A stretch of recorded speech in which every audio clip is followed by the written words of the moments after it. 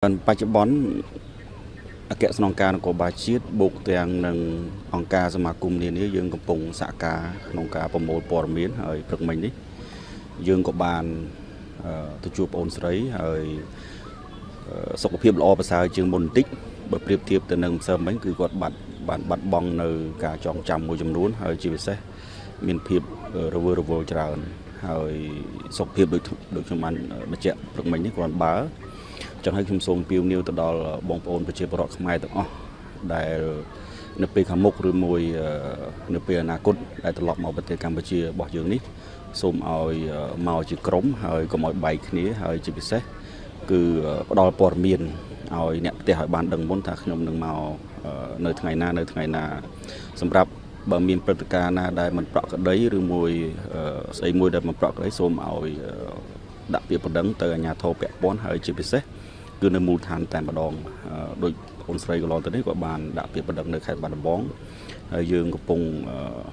រហ័សដៃរហ័សជើងដើម្បីធ្វើកិច្ចការនេះបង្ហាញលើឆាកអន្តរជាតិអំពើខ្ញុំហ៊ាននិយាយថាអំពើស្មោកគ្រោកមួយនេះដែលយើងមិនអាចទទួលយកបានក្នុងនាមប្រជាពលរដ្ឋដូចគ្នាបាទចំពោះបងប្អូនប្រជាពលរដ្ឋខ្មែរដែលនៅពេលខាងមុខនេះនឹងចង់ត្រឡប់មកវិញគឺយើងបានទៅជែកជាមួយតាមបណ្ដាច្រកមួយចំនួនដើម្បីកំណត់ថ្ងៃកំណត់ពេលរួចហើយកិច្ចការងារនេះថ្នាក់ដឹកនាំនៃច្រកទាំងពីរ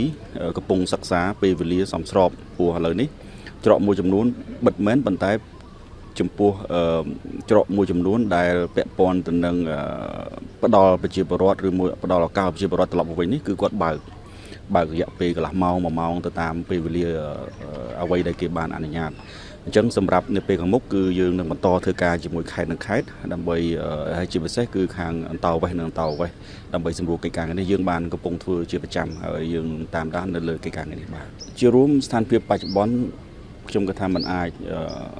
ឲ្យពួកគាត់ត្រឡប់ទៅវិញបានទេយើងដឹងទាំងអស់គ្នាហើយអញ្ចឹងហើយនៅទីនេះគឺជាទីតាំងមួយដ៏មានសុវត្ថិភាពសម្រាប់ពួកគាត់ពេលបច្ចុប្បន្នហើយក៏សូមអរគុណដែរជូនចំពោះរាជរដ្ឋាភិបាលបូកទាំងនឹងថ្នាក់ដឹកនាំបូកទាំងនឹងរដ្ឋបាលខេត្តជាពិសេសបានបន្តយកទុកដាក់ខ្ពស់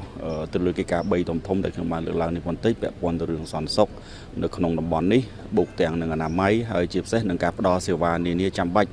ជូនទៅដល់ពលរដ្ឋធម្មតាតែយើងផ្លាស់ប្ដូរទីតាំងនៃការស្នាក់នៅអាចខុសកន្លែងឬមួយពិបាកបន្តិចប៉ុន្តែកិច្ចការនេះខ្ញុំគិតថាយើងនឹងបន្តខិតខំប្រឹងប្រែងដើម្បីជួយសម្រួលពួកគាត់ឲ្យអស់ពីលទ្ធភាពក្នុងគោលដៅតែមួយគត់ទេដើម្បីគាត់ធ្វើម៉េចអាចត្រឡប់ទៅវិញឆាប់ដោយសារតែ